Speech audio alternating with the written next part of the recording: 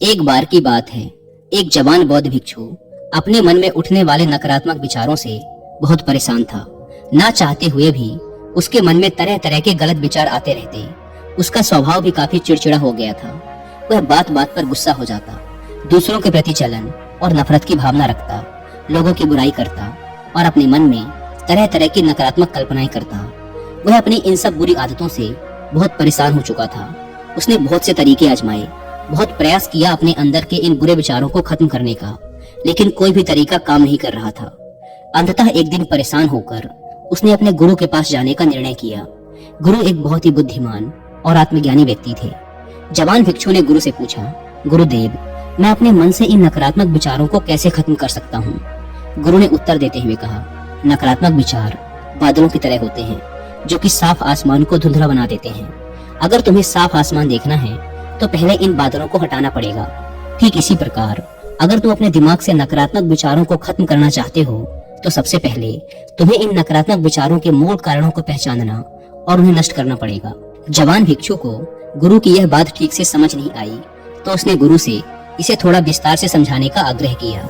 तब गुरु ने शिष्य को एक कहानी सुनानी शुरू की। एक बार एक व्यक्ति जंगल से गुजर रहा था। तभी उसे रास्ते पर एक सर्प दिखाई पड़ा। सर्प को देखते ही वह व्यक्ति डर गया और वहां से भागने लगा। जैसे ही वह दौड़ा, उसका पैर एक पत्थर से टकरा गया और वह वहीं गिर पड़ा। उसने खुद को बुरी तरह घायल कर लिया था। जब वह उठा और पीछे मुड़कर देखा तो पाया कि वहां कोई सर्प नहीं, बल्कि सर्प के आकार की एक लकड़ी थी जो कि रास्ते पर पड़ी हुई थी। यह देखकर उस व्यक्ति को महसूस हुआ कि उसे नुकसान पहुंचाने का कारण वह सर्प नहीं, बल्कि उसके खुद के अंदर बैठा डर और नकारात्मक विचार हैं जिसने उसे घायल कर दिया। कहानी खत्म करते हुए गुरु ने उस जवान भिक्षु से कहा, मन के नकारात्मक विचार इस कहानी के सर्प की भांति हैं, जो तुम्हारी परेशानी का मूल कारण नहीं है, बल्कि तुम्हारी समस्या का मूल कारण तुम्हारे अंदर बैठा डर, हीन भावनाएं और अतीत के बुरे अनुभव हैं, जो कि नकारात्मक विचार, गुस्सा और द्वेष के रूप में बाहर आते हैं। इसीलिए अगर तुम्हें अपने मन से नकारात्मक विचारों को खत्म करना है तो इसके मूल कारण को पहचान कर उसे नष्ट करना होगा। अब हम इस कहानी को अपने जीवन में कैसे लागू कर सकते हैं, इसके लिए कुछ प्रैक्टिकल टिप्स हैं। पहला, माइंडफुलनेस यानी जागरूकता का अभ्यास करो। अपने विचारों और भावनाओं के प्रति जागरूक रहो।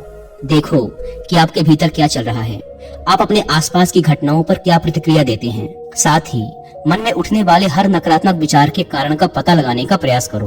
दूसरा, अपने अतीत की बुरी यादों, बुरी घटनाओं और बुरे अनुभवों को स्वीकार करो और खुद को व दूसरों को माफ कर दो।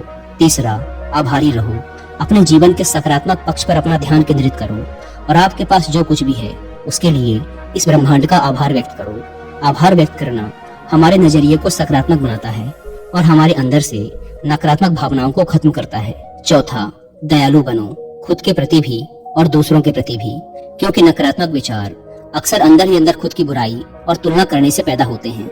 अपने अंदर दया भावना रखकर हम ज्यादा सकारात्मक और संतुष्ट जीवन जी सकते हैं। संक्षिप्त में ये कहानी हमें सिखाती है कि नकारात्मक विचार हमारी परेशानी का मूल कारण नहीं है। असल समस्या तो हमारे भीतर गहराई में छुपी हुई है।